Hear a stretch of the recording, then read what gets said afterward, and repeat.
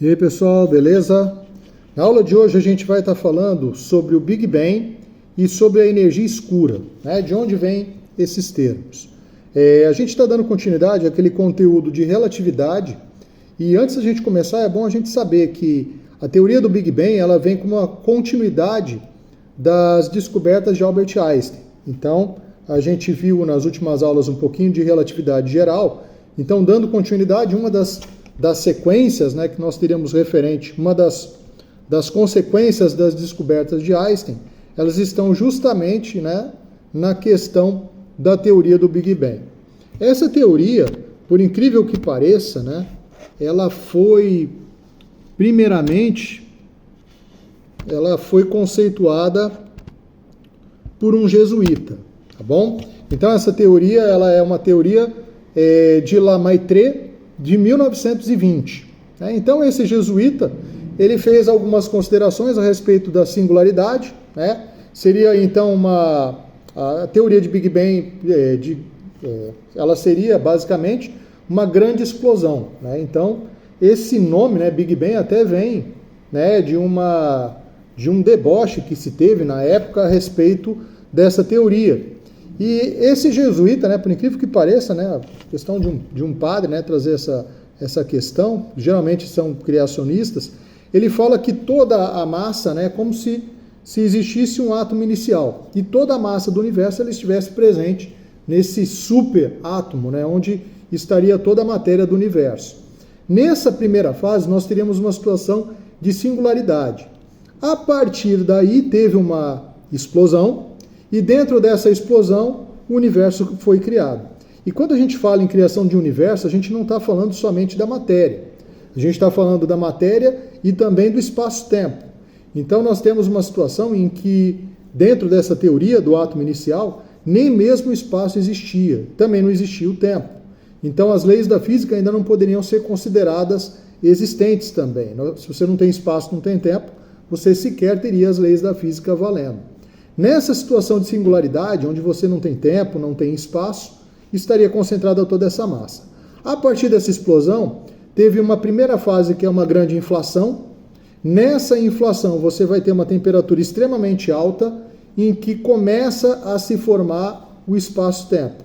E dentro dessa expansão, a matéria ela começa a recombinar. À medida que a matéria recém-surgida dessa explosão, começa a resfriar, começa a se formar as primeiras estruturas. E dentro dessas estruturas nós teremos a formação das primeiras estrelas, das primeiras galáxias. Lembrando que essa teoria de Lemaitre, ela justamente é um desmembramento, né, das leis, né, da teoria da relatividade geral de Einstein. Né? Então, dentro dessa teoria, nós teremos uma situação de um universo em expansão, né? E com a formação, isso daria sentido à formação do próprio eixo espaço-tempo e do próprio surgimento da matéria. Só que tem o seguinte, né? Essa teoria, né, temos até uma foto interessante, né, de Einstein, né, ao lado desse jesuíta Lemaitre, quando ele formulou a sua teoria. Bom, de acordo com essa teoria, né, colocada ali por Lemaitre, o universo ele estaria em expansão. E quando se faz o cálculo, né, baseado nas teorias, né, de Einstein, você verifica que essa expansão ela não é uma expansão constante. Né? Então nós estamos vivendo num universo que ele não seria um universo que tem um tamanho constante, e sim um universo que ele está em expansão e ele expande de maneira acelerada. Então antes se tinham várias teorias de que você poderia ter a massa atrai massa, né? Nós vemos isso desde a teoria de Newton, e uma das teorias possíveis seria que a explosão que gerou o universo, ela deu movimento a toda essa matéria, mas que em algum momento a força gravitacional iria vencer essa força de expansão. E quando isso acontecesse, a velocidade dessas galáxias que estão se distanciando, dessa expansão do universo, ela ia diminuir e o universo poderia novamente se condensar nesse átomo inicial. Então você teria um início e o fim numa mesma situação. Toda a massa concentrada na singularidade, uma explosão, uma expansão, e depois toda a massa voltando para a sua mesma posição, né? O espaço-tempo, né, voltando à contração a partir da gravidade e tudo ocupando o mesmo espaço de novo. No entanto, né, também poderíamos ter, analisando essa teoria, uma questão de um universo estável. Teve uma explosão, ele atingiu um tamanho inicial e ele manteria esse tamanho ad eterno. Também poderíamos ter uma situação onde a velocidade de crescimento desse universo se desse de maneira constante, ou seja, fosse uma explosão e as galáxias, né, a matéria que está sendo expelida e está expandindo o universo, ela fosse sempre a mesma velocidade, mantendo a lei da inércia, né, aquela ideia de inércia de Newton. Então nós teríamos um universo que teria um crescimento constante, dada essa matéria atingindo cada vez pontos mais distantes dentro do universo. Então ele teria, né, ele formaria espaço e tempo para poder compor essa expansão, né? Mas o que nós sabemos hoje, dadas as observações, e essas observações foram feitas por um sujeito chamado Hubble, né? Então a lei de Hubble, ela diz o seguinte: o universo, ele está em expansão, ou seja, não é uma ideia dele, é uma ideia que já vem desde o Lemaitre, do jesuíta. Ele confirma, a partir de observações de galáxias muito distantes, que a ideia do Lemaitre ela está correta. E essa observação ela se faz a partir da análise de um efeito chamado efeito Doppler. Então nós sabemos que luz é onda, né? Da mesma forma que o som é onda, a percepção da voz, né, dos estímulos sonoros, ela se dá por vibração. Então esse efeito Doppler ele justificaria o motivo pelo qual as galáxias estão se distanciando. Então o que a gente vai fazer agora? Vamos assistir um videozinho que vai falar justamente sobre essa questão do efeito Doppler. Tá certo? Vamos lá então. When that moving object passes us, we sense a change in pitch. That's called the Doppler effect. If you're the engineer in the cab, then the pitch of your locomotive whistle always sounds the same to you. That's because you're moving along with the source of the sound. But if you're standing alongside the track when the train passes, you hear that familiar shift in pitch, the Doppler shift.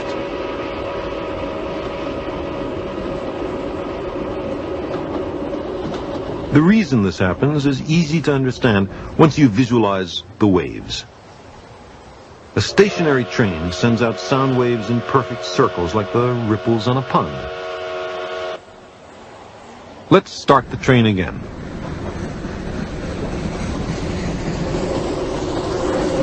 Now, the waves spreading out ahead of it get squashed together, and those spreading out behind it get stretched apart. The compressed waves have a higher frequency or pitch than the stretched out waves. The same thing is true for light waves. Color is to light precisely what pitch is to sound. Compressed light waves are made bluer, they're blue shifted. Stretched out light waves are made redder, they're red shifted.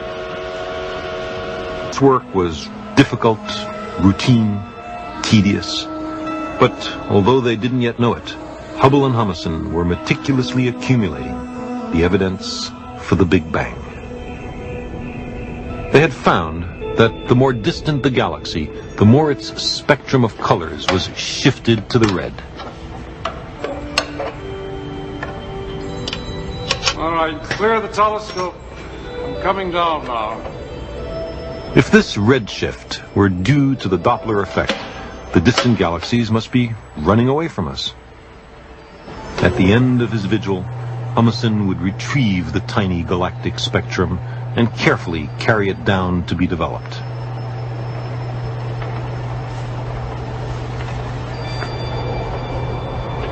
Thank you, Mr. Nelson. I'm going to the dark room now. Good day. Good day, sir.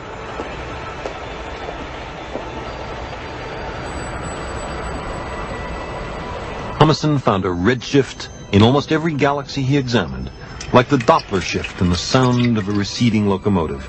And the farther away from us they were, the faster they were receding.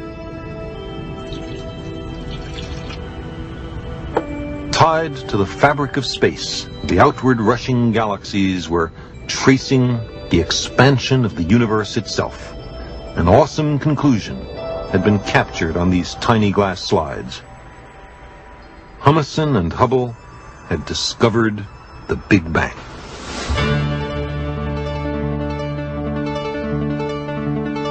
At top and bottom are calibration lines that Humason had earlier photographed. In the middle is the spectrum of a relatively nearby galaxy. Every element has a characteristic spectral fingerprint, a set of frequencies where light is absorbed. Prominent here are two dark lines in the violet due to calcium in the atmospheres of the hundreds of billions of stars that constitute this galaxy. Nearby galaxies show very little Doppler shift. But when he recorded the spectrum of a fainter and more distant galaxy, he found the same telltale pair of lines, but shifted farther right toward the red. And when he examined a remote galaxy 4 billion light years away, he found that the lines were redshifted even more. This galaxy must be receding at 200 million kilometers an hour. The painstaking observations of Milton Humason, astronomer and former mule team driver, established the expansion of the universe.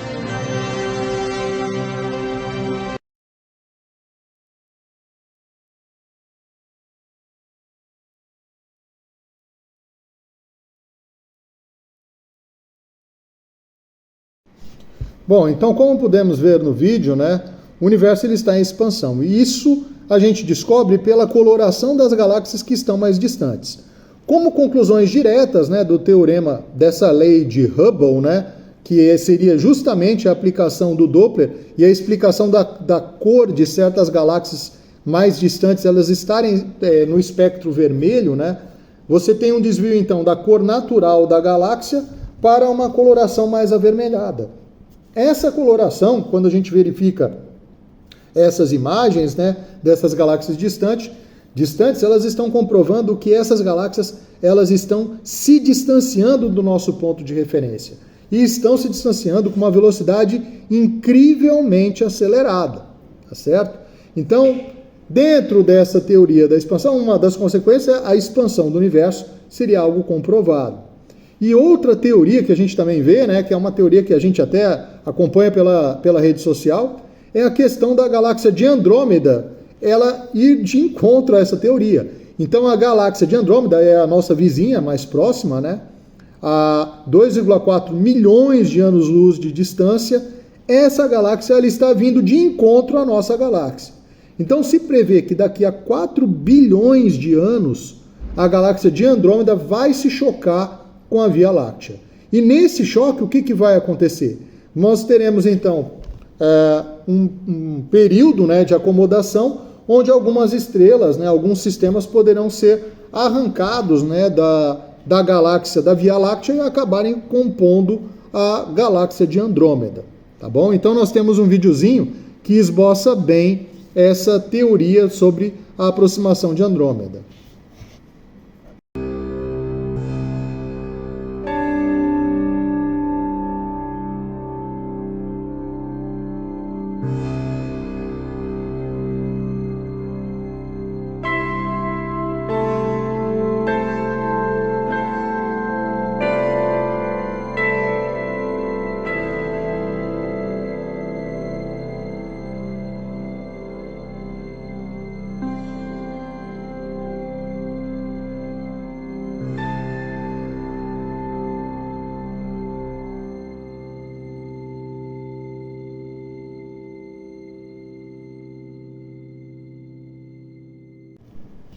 Outra conclusão que nós podemos tirar, pessoal, além da expansão do universo e do choque da galáxia futuro, né, da galáxia de Andrômeda com a galáxia da Via Láctea, que é onde nós vivemos, né, também nós temos uma outra questão.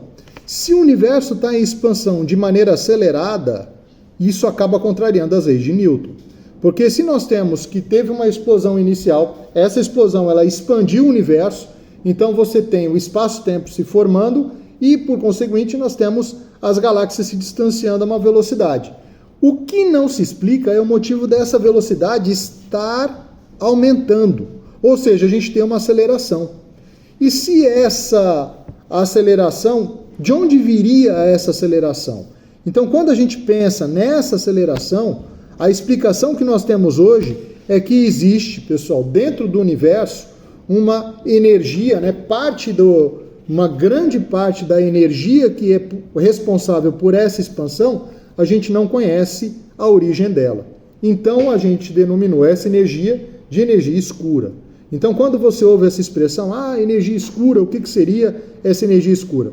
Essa energia escura seria justamente essa energia invisível que impulsiona as galáxias em velocidade acelerada, fazendo com que o crescimento do nosso universo ele seja acelerado. E se essas velocidades elas são aceleradas, nós podemos deslocar aqui mais uma teoria. Além do Big Bang, né, que seria a teoria da explosão inicial, nós também temos a teoria do Big Rip. O que seria a teoria do Big Rip?